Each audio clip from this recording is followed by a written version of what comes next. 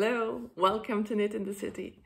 I am Rebecca, the city is Malmö, and today I have a special episode for you about summer fibers. Because as you know, I mean, if you have been watching my previous episode, you know that I have been struggling. But I wanted to start with just telling you how happy I am to be back. It's been a while, and the reason for that is that I had an accident. And I may or may not have fractured my nose. I know this is not a laughing matter, but it was a really stupid thing. The reason I don't know is that they told me in the ER that I had to let the swelling go down, and because they can't tell unless that happens. And once it did, I called the ENT. And they told me that if the nose isn't crooked, there's nothing they could do.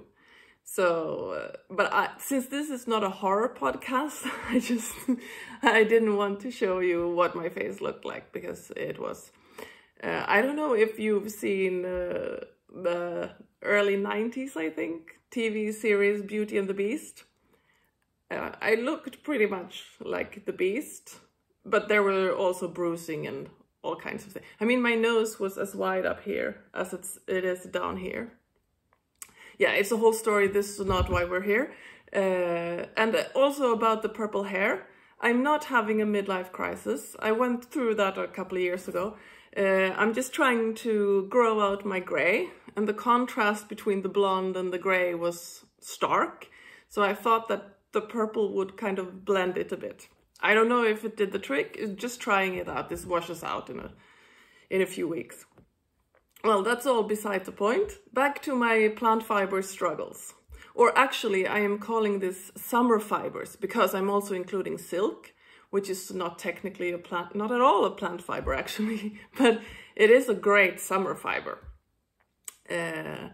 So I was thinking that since I have been struggling so much with gauge and size and all of these things with the summer fibers, I thought that I would go through some facts about these fibers.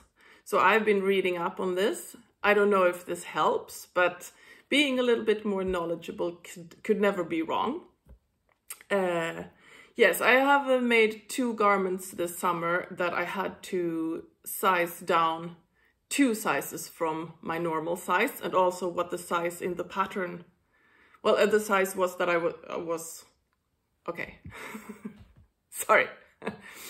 The pattern recommendations, the measurements and everything was for 2 sizes bigger than I could actually wear. So the garments turned out so much bigger. One of these garments I still haven't figured out. One of them I went down 2 sizes and then it fit. The other one, I tried to do the same, it still didn't fit. I will talk more about that in the monthly roundup, so I'm not going to say anything more about that right now. Yes, I will be talking about cotton, linen, silk and bamboo. I will give you some facts about the fiber. I will also give you some tips on what to do when you knit with them. And I will show you some garments or other things that I have already knit from these yarns. I will also show you some yarns that fall within these categories, or give you some examples of yarns. And I wanted to pick yarns that I have already knit with, so that I have experience when I talk about them. If I mention a yarn that I haven't actually knit with, I will let you know. Yes, I will also be talking about a little bit about blends at the end, because that is a good cop-out if things don't work out with a pure fibers. Yes, I will start to talk to you about silk. And silk makes a smooth, slippery fabric with a lack of bounce and elasticity. Bourette silk has a duller and more coarse look to it. Silk is one of the strongest fibers, and this is something that I have experienced for myself. I did knit a lot of socks before, last summer I killed my sock mojo because I cast on too many socks. If you've probably heard about this before. But yeah, I have a pair of socks that I knit from Regia silk sock yarn. I don't know the exact blend. It's mostly wool, but it also has silk in it. And these socks, I think I knit them about 15 years ago. I don't know where they're currently at, but I mean, I wore them last year at least. And yeah, 15 years, there's not a hole in these socks. There is not even like thinning of the bottom of the sock. And I mean, if I have worn a pair of socks, like your normal average sock yarn, not merino sock yarn, because that's gonna get holes earlier. But if it's like a wool nylon blend, I usually get holes after like, I don't know, 6 months of wear. I mean, I do wear my shoes. During the winter, I only wear my hand knit socks. So they go in shoes and they come with me everywhere. So I do wear hard on my socks. But these ones, so this is the silk. I cannot, what else could it be? Because there's wool, there is silk. Yeah. So it is a very strong fiber. And it also absorbs and releases moisture, which makes it super suitable for summer wear. It also makes for a shiny and drapey fabric that stretches, but it doesn't really bounce back. So it has a tendency to grow with wear, which all of these fibers do. I mean, maybe linen is a little bit better than the other ones, but and if you do block it or wash it, it does bring the shape back, but this is not indefinite. So at some point you're gonna have a bigger garment than the one you knitted first. And to knit with, silk is slippery and it also has a tendency to snag. So it can be easier to knit it on wooden needles that also have duller tips. Smooth silk leaves the stitches looking the way you knit them. So inconsistencies will show much more than a wool will. And what to make with silk? It's perfect for shawls and slinky tops. And it is less suitable for socks or ribbed garments that you want to hold the shape. And you should try a wool and silk blend if you want your garment to have memory. And last summer I made a Y top from Knitting for Olive with the Knitting for Olive Pure silk. I don't have it here because it was a disaster. Because this is I will show you a picture. This is a ribbed camisole, and it's supposed to fit snugly on your body, which it didn't, because the pure silk is, like the name suggests, 100% silk yarn, and it doesn't hold its shape. So it was, the back was like really floppy. So I'm thinking to knit the Y top again, but not in a pure silk. Even if I think that this was the recommended yarn, but I would not do that. I would have a bit of wool content in that garment for it to look nice. With the pure silk, I would rather knit like a tank top or a camisole, maybe with a lace motif or something that is not supposed to cling to your body. I have been eyeing a few patterns, but yeah. Some garments I have knit from pure silk, not the Knitting for Olive Pure. This is another silk yarn, but it is 100% silk yarn. It's a bit thicker. I think it's a DK weight. This yarn has been discontinued, and I don't even remember the name of it. But this is a beret, which is something you should not be knitting from a pure silk yarn because, like I said, it doesn't hold its shape. And also with all these holes, when are you going to wear something like this? I mean, if it's cold outside, you're going to be freezing. And if it's warm outside, why would you wear a beret? But yeah, this is the Ishbel beret from Isolde Teague. And I have actually made a shawl in the same yarn to go with the beret. And the shawl is a great idea. I don't have it here. It's probably somewhere in the attic. Oh, that ruined my hair. But I will insert a not very pretty picture, but still, so you can see it. Yes, and that is all that I have knit in 100% silk yarn. Sorry, I have a lot of notes because I can't remember all of these things. Yes, the yarns is that the yarn that I used. I think it's like 3 needles silk yarn. The company is not even there anymore, so. And this is the Knitting for All of Pure Silk. And because I already knit the white top, I don't have an unbroken ball of yarn. So this is like more of a raw silk because it has this uneven texture. I don't know if you can see. And I mean, this is a very nice yarn to knit with, but you shouldn't expect your garment to have memory. Next on the agenda is cotton yarns. Let's see if I can scroll a bit here. Yes, and cotton is also a strong and durable fiber, and it can absorb 20 times its weight in water and quickly release it, which also makes it great for summer garments. The cotton also has no memory, and it doesn't hold its shape over time. Same thing as with silk, you can, and with cotton is even better because you can pop it in the washing machine. I don't know about all silks, but the Knitting for All of silk is a hand wash only. But with cotton, you just pop it in the washing machine, it shrinks up. But this is a process that just, I mean, over time, your garment is going to grow. With cotton, it's also a really dense and heavy fiber. So for summer knit, I mean, at all, like you don't want it, if you're making a big garment, don't pick a heavy wool because then it's just going to grow even faster. So yeah, the thicker the yarn, the more your garment will grow.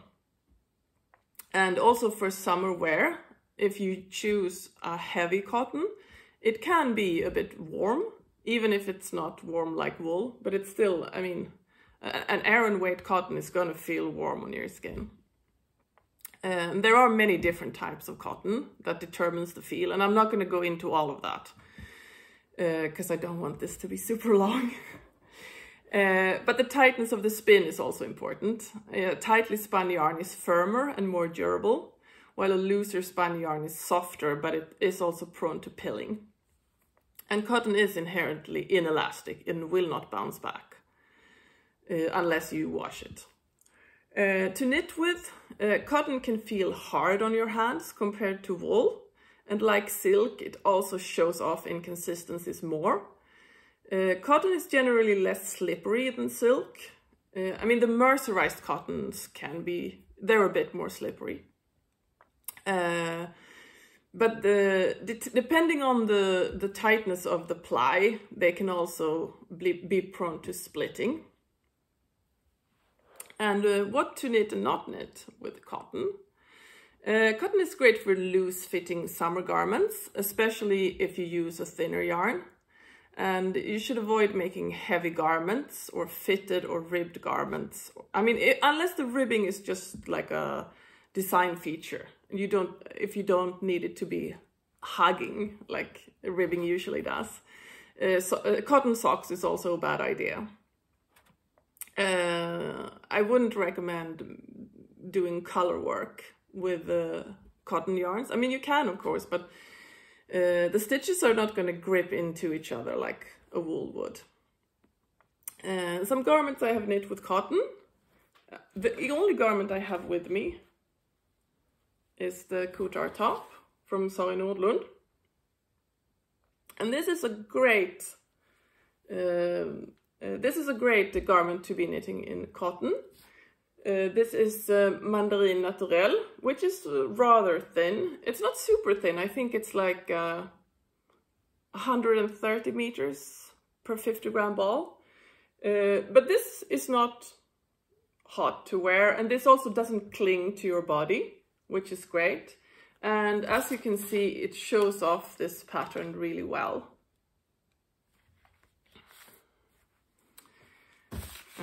I'm thinking, have I not knit more things in cotton? I think I have. I just I can't remember it right now. But never mind. I was going to show you some. Yeah, actually, I started knitting the Jessie made. What is that called? There are dropped stitches. It's a t-shirt. Well, I'll put it on the screen, but I had to rip that out twice. So some of the cotton yarns I have knit with is Fraya Colorful. This is 100% cotton yarn. This is a little bit thinner. I think this is 170 meters on a 50-gram ball. So this is perfect for summer wear. And I am knitting a t-shirt from this eventually. This is the Mandarin Naturell from Sandnes Garn that I was talking about, that this one has been knit from. This is also 100% cotton yarn. And I mean, they feel quite dry and I don't know. Dry, I mean, they are soft. This one a little bit, I think this is a tighter spun than this one. I mean, none of them are loosely spun, but when you touch them, this feels harder than this one. This is a little bit softer. But my favorite cotton yarn is Butik Strik Eco Cotton. I think it's Pima Cotton, yes. This is incredibly soft. It's very thin as well, let me check. It's 200 meters on a 50-gram hank. And this feels super soft to the touch. Unfortunately, you can't buy this yarn anymore. I started knitting a ranunculus in this yarn in a teal color. I had 2 hanks in this color, in that color, I think. I mean, I'm quite sure I did, but I lost one of the hanks. So now I have knit the whole thing. I just have a little bit of ribbing left on the body, and then I wanted to make sleeves.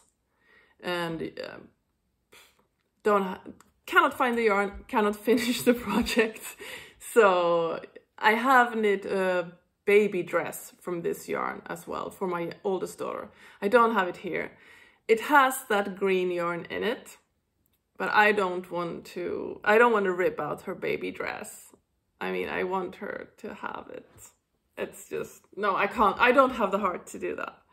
But yeah, this is a really nice, because I'm not a fan of a pure cotton yarn, but this is amazing. I'm sorry, I'm sorry to tell you that because you can't buy it, but yeah. But perhaps you can find something like this. I mean, this thin, I think it's a, what is it, a 2-ply, a 3-ply? No, it's a 2-ply. And it's quite loosely spun, as you can see, because it's really easy to pick apart. Yeah.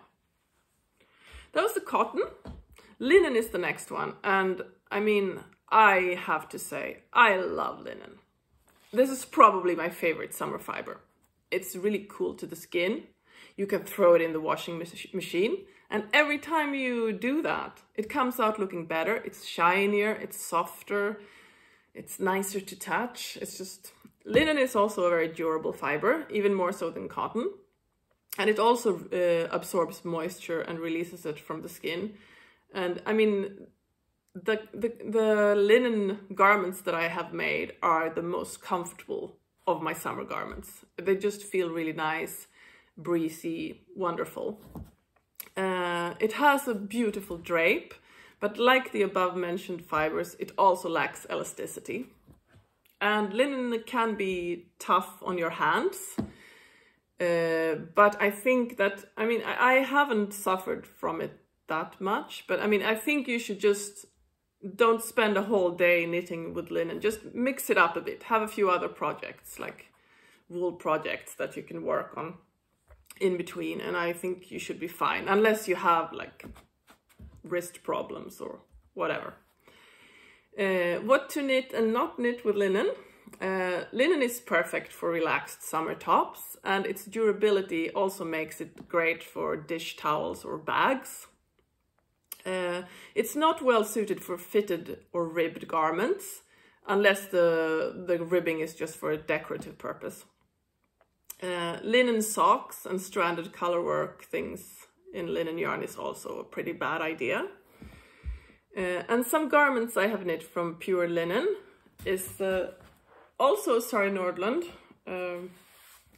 This is the sunset camisole, and you have probably seen this before. This is so nice to wear. It's I think I have washed this once, I think, but it already looks, look at the drape. Yeah, linen is amazing. And the other garment that I have knit from a pure linen yarn, this is Max och Captain's linen. I don't have the balls to show you, the balls of yarn. But this is the Greco by Courtney Spainhauer from the Pom Pom Quarterly magazine. This has been washed a few times, and I think you can see here on the I-cord. No, you can't. It looks fussy, but in person it looks shiny.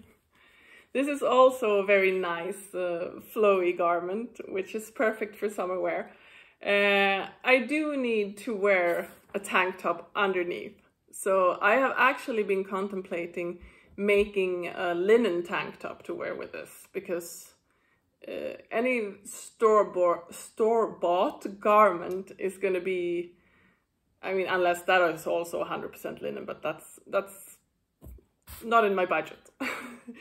But yeah.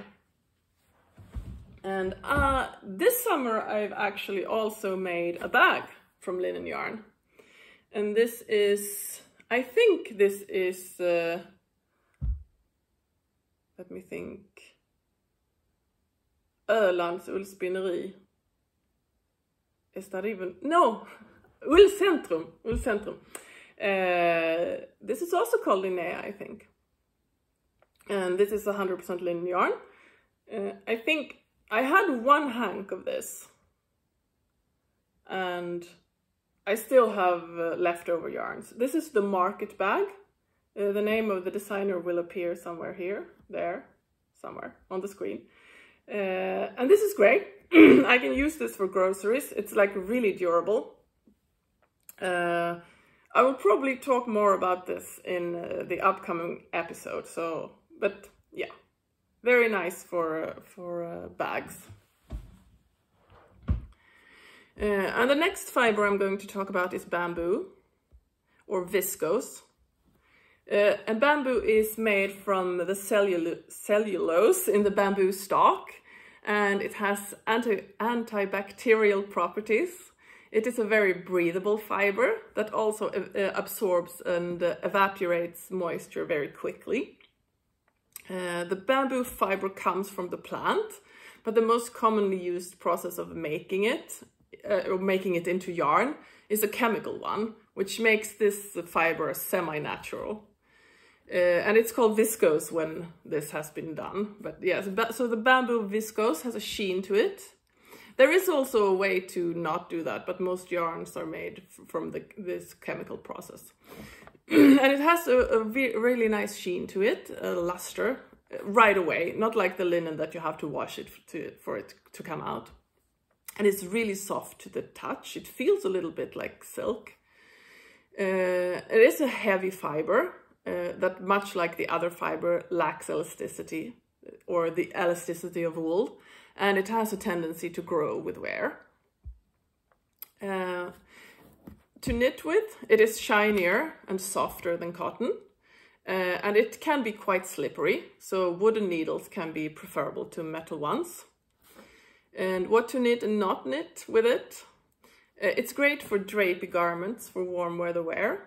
And you should try to avoid making garments that need to hold its shape, unless it's combined with wool. Wool bamboo blends can be used even for knitting socks. And the thing with this is I do not have... I have never knitted with a yarn that is 100% bamboo. So, I mean, I'm segueing into blends now. I have knit a ranunculus. Where are you, ranunculus? It was just here. Oh yeah, it was on the bottom of the pile. And I have knit this from, this is also Fraya yarn. Yes, Fraya Thoughtful. This is the 70% viscose bamboo and 30% silk. So this is like super soft to the touch. Yeah.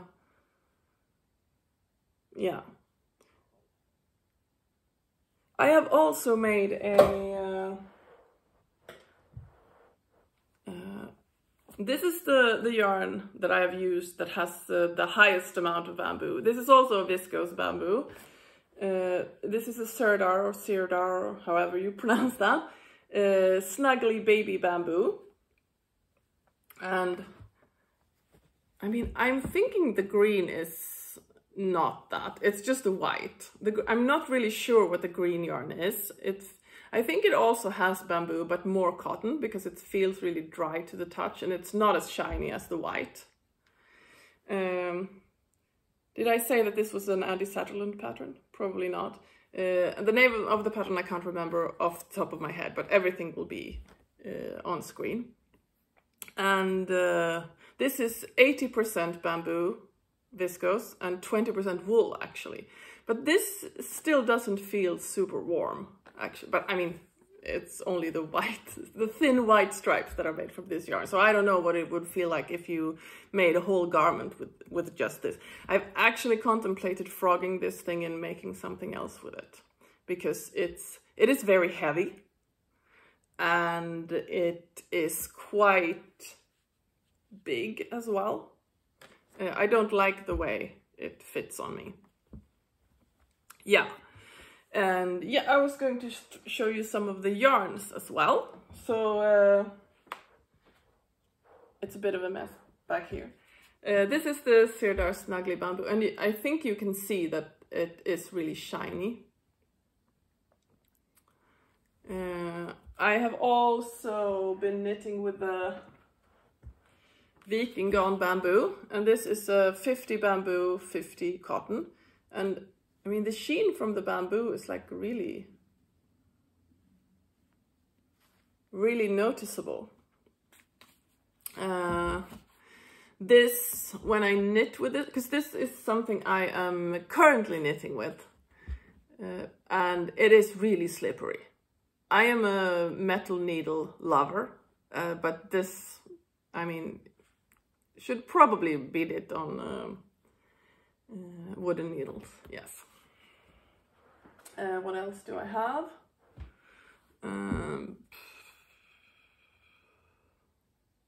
Yeah, that's it actually, yeah.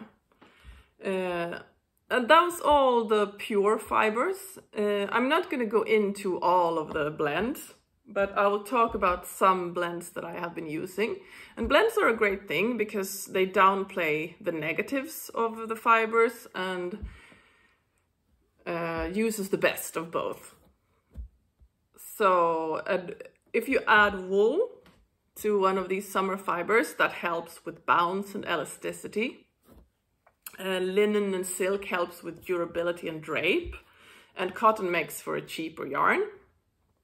And the blends that I have been using the most is Sandnes Line, no, not Sandnes Tynn Line, because that is of now definitely one of my favorite summer fibers, if not the favorite.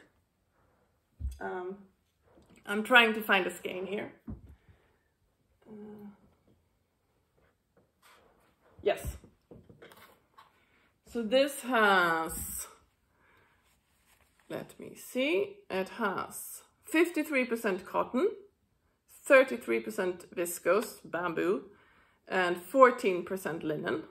This is a very drapey yarn. I brought a project here that I will be talking more about in the next episode. So just so you can see how nice and drapey it is. And this is going to be really cool to the skin. It's also very nice to knit with. It's not hard on your hands. And the same yarn, the same fiber composition is also in the Sandnes Line. This is a thicker one. This has a 220 meters per 50 grams, and this has 110. So it's like doubly thick. I have knit the retro button top with this. I haven't brought it with me, but I can insert a picture. This is also really nice. Even though that this is a worsted weight yarn or a DK weight, whatever you like, depending on what needles you use. This is still pretty nice next to your body. I don't feel like I'm sweating when I'm wearing garments made of this. The Drops Belle also has the same fiber composition.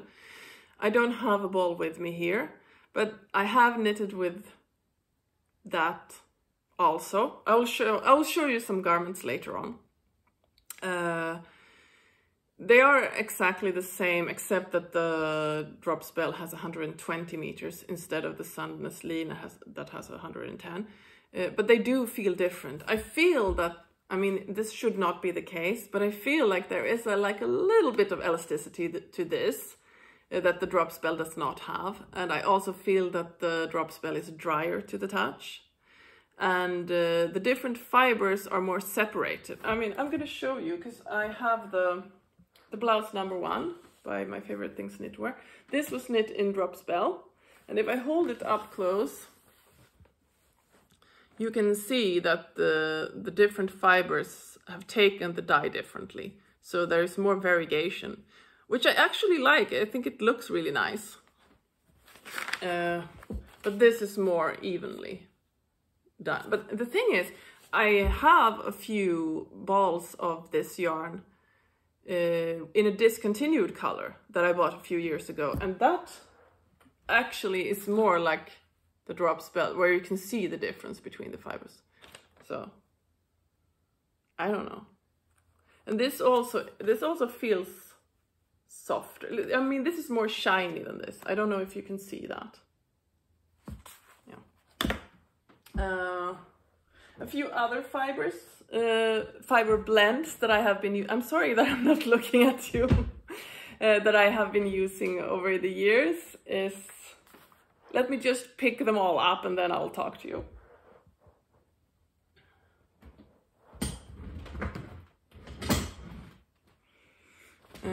It's the Cewec Linea, and this is a 37 bamboo viscose, 34% linen and 29% cotton yarn. And this is 215 meters on a 50 gram skein. So this is really thin, and this is very nice to work with. I mean, when the summer fibers are thin like this, I find them really pleasant, even if they're 100% cotton. And this is also quite loosely spun, which makes it feel soft to the touch. And I have, from this, now I'm doing it again, I'm sorry. From this I have knitted the Talavera from Pom Pom Quarterly, one of the rather early issues. And this is a very cool garment to wear. And this yarn is very suitable for this kind of design. That's a bit of flower. Because it does show the lace really well, like the stitches in the lace. And this is of course very cool to wear. For me, I wear something underneath because it is quite see-through. I mean, you can see, even now when it's double, you can see my dress through it. Another one is Hjertegarn Green cotton linen. And this is 85% cotton and 15% linen. And it does feel like this is 180 for 50 grams. So it does feel more like a cotton yarn because of the high cotton content. This is the yarn I have been using for my cumulus tee. I have been struggling. I will tell you more about that in the next episode, but I will probably frog it and make something else with this yarn. Yeah, but I mean, no complaints about the yarn. It just wasn't suited to this pattern. I think it is a bit too thick, actually. And that's why the garment came out so large. I mean, that is not the only reason. It's one of the reasons. Then I have also knit a bit with wool cotton blends, like Esther by Permin. And this is a 55 merino, 45 cotton. And it has nice... I mean, I think the coloring looks really nice where a little white shines through. The thing with this is also a fingering weight yarn. It has 230 meters on a 50 gram ball. I find that this is a bit too warm for a summer garment. I mean, with this kind of composition, you could make ribbed garments. But I mean, I don't know, because I made a tenya. It is here. It's a different color from the one I showed you. I made this in a smaller size because the tenya is really oversized and I wanted this to be like close fitting. And the thing with this is, I think that because I made it so close fitting, I mean, it goes into my armpit and like hugs my body. And that might be the reason that I don't like to wear it in the summer. If this was a more oversized garment, or if it had a lot of holes in it like this one, maybe it would work. I mean, because I am pretty warm as I am, so maybe it would work for someone that doesn't sweat as much. But yeah, what else? I don't have a ball here to show you, but I also made a tank top from Sandnes Duo, which is also, I think this is 50-50 merino cotton. And this is a Spektakel Strik Nelly top. And this is a garter stitch garment, which makes it a bit bulky. So this is also a bit too warm for my liking. This feels less woolly to the touch than this does. So that is a plus. But since the garter it makes for a thicker fabric than a stockinette fabric. That just makes it a bit too warm for my liking in the summer. And I mean, if I knitted it a little bit longer, I could use it when it's cooler as an undergarment. But didn't do that.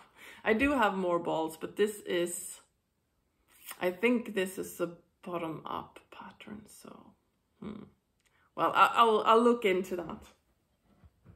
And yes, that's it. That's all I had. I'm really sorry about the back and forth, but my desk is really small, so I cannot fit all the things onto here that I need to talk about.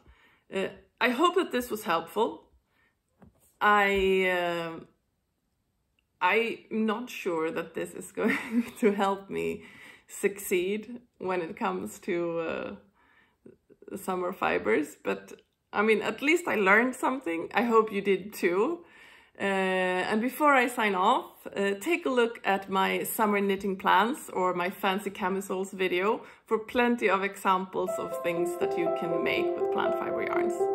I hope you have a really nice day, and I will see you in the next video. Bye bye!